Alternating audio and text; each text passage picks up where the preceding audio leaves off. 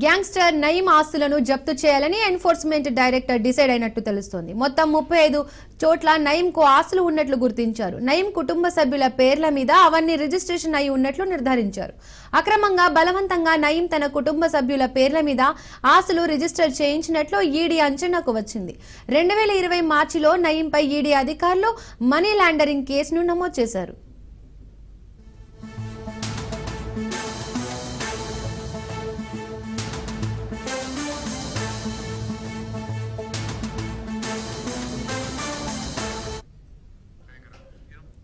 అప్పటి నుండి ఐటీ అధికారులు సిట్ సమాచారంతో ఈసీఐఆర్ నమోదు చేసింది. అయితే ఆస్తులకు సంబంధించి సమన్లు పంపించినా నయీం కుటుంబ సభ్యులు ఎవరు స్పందించడం లేదు. మరోవైపు కోట్ల రూపాయల విలువైన ఆస్తులకు సంబంధించి ఐటీ రిటర్న్స్ కూడా ఫైల్ చేయలేదు.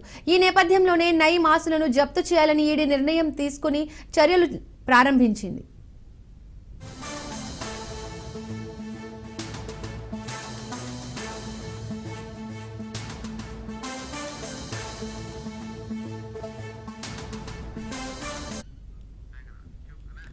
గ్యాంగ్స్టర్ నయీం ఆస్తులను జప్తు చేయాలని ఎన్ఫోర్స్మెంట్ డైరెక్టర్ డిసైడ్ అయినట్టు తెలుస్తోంది.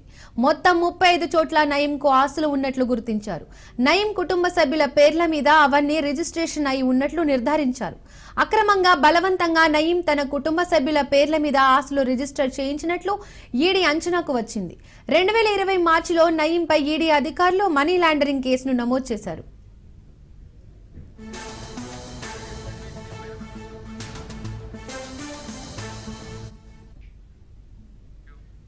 అప్పటి నుండి ఐటీ అధికారులు సిట్ సమాచారంతో ఈసీఐఆర్ నమోదు చేసింది. అయితే ఆస్తులకు సంబంధించి సమన్లు పంపించిన నయీం కుటుంబ సభ్యులు ఎవరూ స్పందించడం లేదు. మరోవైపు కోట్ల రూపాయల విలువైన ఆస్తులకు సంబంధించి ఐటీ రిటర్న్స్ కూడా ఫైల్ చేయలేదు.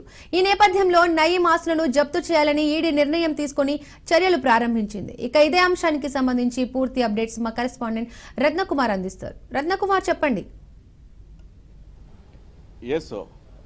గ్యాంగ్స్టర్ నయీం కుటుంబ సభ్యులు వాళ్ళ పేర్ల మీద రిజిస్టర్ చేయబడినటువంటి అక్రమ ఆస్తులను జల్సాలు చేస్తూ కనీసం ఐటీ రిటర్న్స్ కూడా కట్టకుండా ఒకవైపున ఐటీ అధికారులు ఎన్నిసార్లు లెటర్లు పంపించినా సరే నోటీసులకు కూడా స్పందించకపోవడంతో టన్నింటికి సంబంధించి ఇప్పుడు ఈడీ రంగంలోకి దిగి వీటి మీద చర్యలు తీసుకునేందుకు సిద్ధమైనటువంటి పరిస్థితి.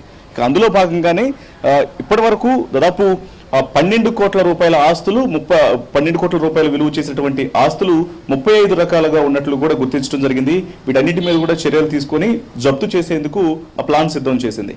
ఇక అందులో భాగంగానే ఇప్పుడు 2022లో ఎప్పుడైతే ఐటీ అధికారులు అలాగే స్పెషల్ ఇన్వెస్టిగేషన్ టీం సిట్ ఇచ్చినటువంటి ఫిర్యాదుల మేరకు ఎక్కడెక్కడ అక్రమాస్తులు అనేవి ఇతర బంధువులు బినామీల పేర్ల మీద రిజిస్ట్రేషన్ జరిగిందో ఆ నయీంకు సంబంధించినటువంటి వ్యక్తుల మీద వాటన్నింటిని కూడా ఆరా తీశారు.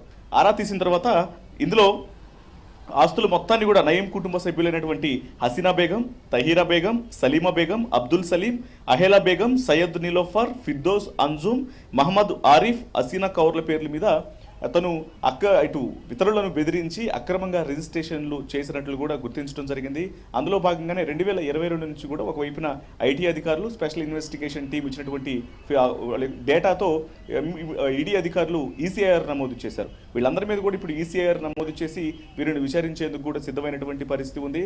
ఇక ఇందులో ముఖ్యంగా ఎవరైతే బినామీ యాక్ట్ కింద హసీనా బేగం పేరు మార్చి ఆస్తులు హసీనా బేగం పేరు మీద చేసినటువంటి ఆస్తులు మొత్తాన్ని కూడా జప్తు చేయబోతున్నారు ఈడీ అధికారులు. మరోవైపున ఇందులోనే వరుస కంప్లైంట్లు అనేవి కూడా ఉన్నాయి. ఇట్లా అక్రమాస్తులు తమ నుంచి అక్రమంగా రిజిస్ట్రేషన్లు చేయించి ఇప్పుడు వీటన్నిటిని కూడా అనుభవిస్తున్నటువంటి విషయానికి సంబంధించి కూడా భువనగిరిలో ఉన్నటువంటి Christian gospel mission secretary Prabhakar ఒక ఫిర్యాదుని ఇవ్వడం జరిగింది నయీం పైన. ఆ ఫిర్యాదును కూడా తీసుకున్న తర్వాత ఈడీ అధికారులు రంగం సిద్ధం చేసి వీటన్నిటిని కూడా విచారణ చేశారు. ఇప్పటికే ఒకవైపున పోలీసుల కేసులు అనేవి కొనసాగుతున్నాయి. ఐటీ అధికారుల నుంచి నోటీసులు వెళ్ళాయి. అలాగే స్పెషల్ ఇన్వెస్టిగేషన్ టీం దగ్గర ఉన్నటువంటి ఇన్ఫర్మేషన్ కూడా బేస్ చేసుకుని ఎవరెవరైతే ఆ సమయంలో నయీం తను అటు రౌడీ షీటర్గా తను అందరినీ అటు భయభ్రాంతులకు గురి చేస్తూ ల్యాండ్ భూమాఫియాను రెచ్చిపోయినటువంటి సందర్భంలో ఉన్నాయో ఆ సందర్భంలో ఆస్తులు మొత్తాన్ని కూడా తన కుటుంబ సభ్యుల పేర్ల మీద ఇతరుల నుంచి అక్రమంగా రిజిస్ట్రేషన్లు చేసినటువంటి వ్యవహారం ఆ మధ్యకాలంలో కలకలం సృష్టించింది.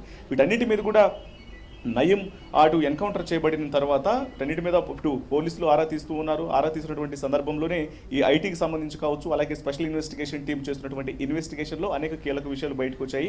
అక్రమంగా రిజిస్ట్రేషన్లు చేపట్టినటువంటి ఆస్తులు కోట్ల రూపాయలు ఉన్నాయి. ఇప్పుడు ప్రస్తుతం మనకు అందుతున్నటువంటి సమాచారాన్ని బట్టి 12 కోట్ల రూపాయలు విలువ చేసినటువంటి 35 రకాల ఆస్తులను గుర్తించడం జరిగింది. వీటన్నిటి మీద ఎవరెవరైతే ఆస్తులను అనుభవిస్తూ కనీసం ఐటీ రిటర్న్స్ కూడా ఫైల్ చేయట్లేదో వాళ్ళందరి మీద కూడా చర్యలు తీసుకునేందుకు సిద్ధమయ్యారు. ఎందుకంటే ఇప్పటికి కూడా కనీసం నోటీసులు ఇచ్చినప్పటికీ కూడా ఎటువంటి నోటీసులకు స్పందించకపోవడం, కనీసం ఈ ఆస్తులకు సంబంధించి ఐటీ రిటర్న్స్ కూడా ఫైల్ చేయకపోవడంతో వీటన్నిటిని ఈసీఐఆర్లు నమోదు చేసి జప్తు చేసేందుకు సిద్ధమయ్యారు ఈడీ అధికారులు.